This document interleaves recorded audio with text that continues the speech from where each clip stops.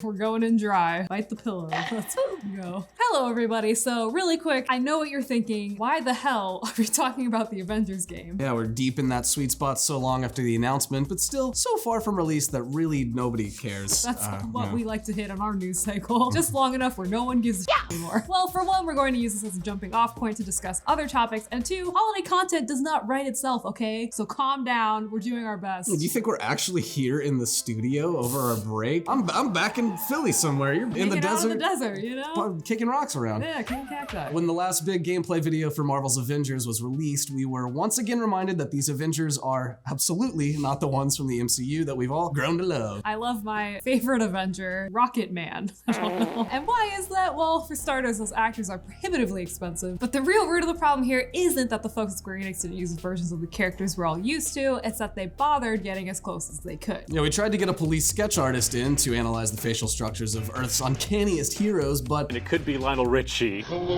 unfortunately they all turned us down. Said something about crime being a more pressing issue than unnerving character designs. I don't know. We have Patrick placing fraudulent 911 calls every hour, so we will keep you updated. For one, let's start with the obvious. Photorealistic game graphics are always going to be just a little bit off. And even if they scanned Chris Evans directly into the game, it would still look a little off. We are by no means beyond the uncanny valley yet in gaming. Oh God. Look at Death Stranding Redis. Yeah, still got that weird mouth, weird hair issues going on. But they didn't, and instead we're given probably the most generic faces imaginable with the uncanny valleyness of game graphics on top of that. There are not many distinguishing features. It's kind of a potato-y blob. Just not as hot. I'm not getting turned on. I don't want to play this game. If the Hulk isn't giving you a boner. It's early gameplay, so we can't say anything definitive between gameplay and the story beats teased in the trailer. I'm not sure I'm very excited. At least I'm not yet. Yeah, there's something about it that actually made me actively feel tired and upset. I don't know what it was. Though I do feel better about the newly released Gamescom footage. I don't know if that's due to repeated exposure or I'm genuinely coming around with each additional piece of marketing. That's how marketing should work. Just You're a right. slow drip of like Chinese water torture on your forehead, which would be good. I mean, in that case, I wouldn't want to make a video that deliberately assumes the worst and then the world is a better place with more good games in it. But, you know, we can't ignore the fact that these character designs look a little freaky. We can't judge the game based off of that solely, but we can try to understand Square Enix's reasoning for straying so close to the established characters of the MCU, yet not quite getting there. Now, Square's already done the heavy lifting of getting permission to license one of the most valuable intellectual properties in history. Why not go ahead and get the widely beloved actors too? Well, Zach, that's a good question.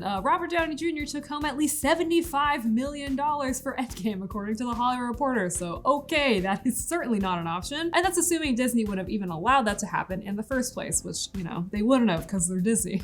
Get that iron glove. It's like those cool, edgy t-shirts you see with the Mickey Mouse hand flipping you off.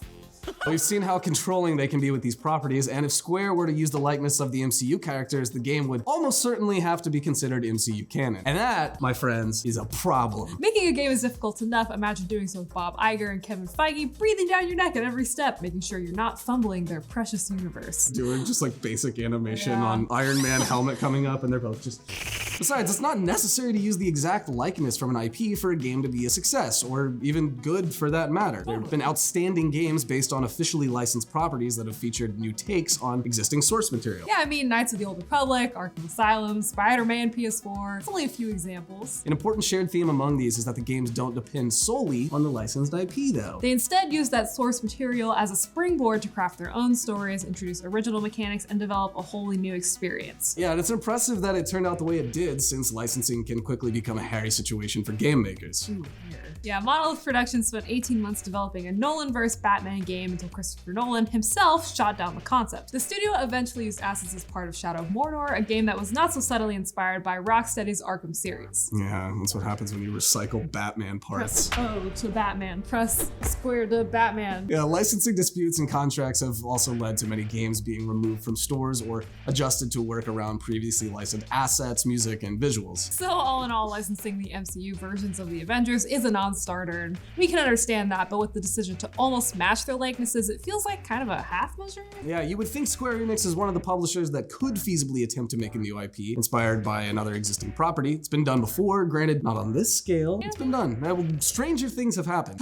That is true. When Ubisoft took up developing Prince of Persia, they never actually acquired the rights to the IP, and as the series grew, this became increasingly frustrating for them, and according to a 4chan post, 4chan, the bastion of non-biased journalism, awesome. And according to a 4chan post by supposed Ubisoft insider, the company abandoned the series because they didn't own the IP and didn't want to pay the licensing fees required to make the game. Now, they instead opted to create a new original series that borrowed from Prince of Persia's design, combined with the open spaces and larger crowds, which resulted in Assassin's Creed. Yeah, what a flop that was. All 50 Assassin's Creed flopped hard. Of course, new IPs are risky regardless of the size of your company, and Square opted to partner with Marvel. I mean, can you blame them? That's a gigantic slice of that pie. Who wouldn't that want delicious a slice of that holy hairy pie?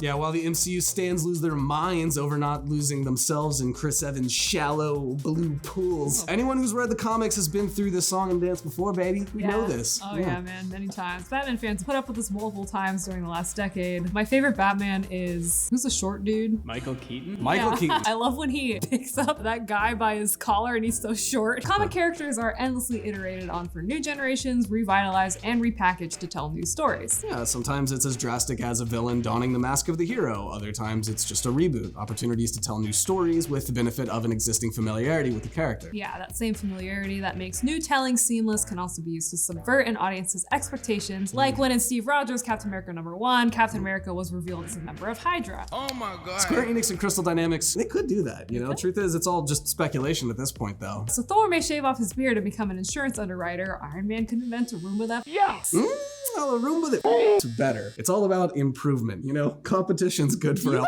elements. Roomba, Zach? Yep, that's me. As similar as these characters appear now, it's entirely possible they'll take them in new directions. Yeah, hopefully that includes some design choices, though, because damn, that stunt double joke, as much as it's played out, still holds pretty true. However, we are jumping to a lot of these conclusions based off early peeks at the game. Yeah, a lot of the messaging from the company is that these demos are not indicative of the final game, claiming that the game will have more to offer than bargain bin almost knockoffs like, you know, Metal Guy or Admiral Patriot. Sexy red-haired lady.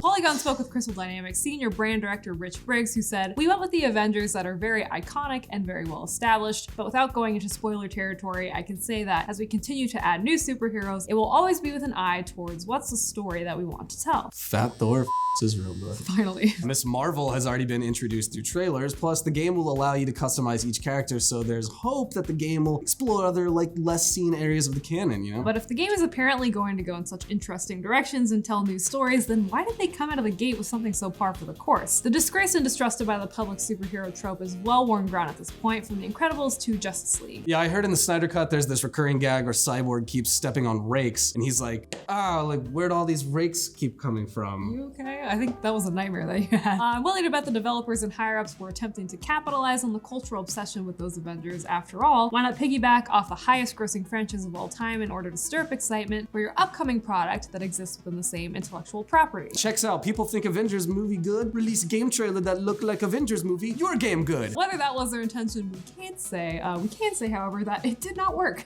Nah, yeah, instead of drifting off in the wake of the mega franchise and creating the wave spawned by the cruise liner that was in-game, the announcement trailer got caught in the wake, and compared to the polished on-screen versions of the Avengers, the game looked janky and pretty half-baked. Much like our patent in clown math, we're going to employ some clown intuition and clown speculation before finishing off with a decadent clown pudding. We officially heard word of this partnership on January 26, 2017. At this point, the most recent Avengers film was Age of Ultron, which was not great. And the announcement fell only a few months after the release of Captain America: Civil War, which might as well be an official, unofficial Avengers movie. The events of Ultron left our heroes damaged and in some cases lost, then Civil War ended with the team even further torn apart. So by the beginning of 2017, audiences very likely wanted to see a return of the team dynamic Joss Whedon delivered in the original Avengers. Now, I admit we don't exactly have the data to back this one up again. This is purely clown psychology at work. Best kind. Yeah, but since the announcement, we've gotten the ultimate satisfaction and closure in the form of in-game, maybe one of the most ambitious events in blockbuster history. That mixed with good plain oversaturation has made it so people aren't clamoring quite as much for any more of those pesky Avengers. Those tired-ass lame Avengers. Yeah, this is supposedly the beginning of a multi-game partnership between the studio. Now, as we progress further away from the Infinity Saga and Square Enix's games continue, they'll take their own shape and become a fully realized version of the characters that exist alongside the previous iterations. If it works. Good conceit. Yeah, or our concerns are totally founded, and Square's Avengers go the way of the Dark Universe, a big swing out of the gate, overflowing with unfounded confidence, only to crash and burn, the best laid plans gone awry. But either way, whether they deliver or not, these character designs have obviously left previously excited fans everywhere just a bit uncomfortable. Yeah, I'm not a big fan of Potato Face, but you know what? I'll play it. We'll see how uncomfortable it makes me while I'm playing it. Avengers came up looking at Steve Rogers' fat ass. Wearing power armor. Oh, no. It's like he got an entire NFL career in about 3 seconds. Packing the hospitals in San Francisco full, which they're already filled with people who are strung out on heroin and have feces all crammed in their eyes. But Well, this is more of the cemetery is crammed. Oh. What else does the Hulk do? bizarrely, he's got transversal abilities. He can run and jump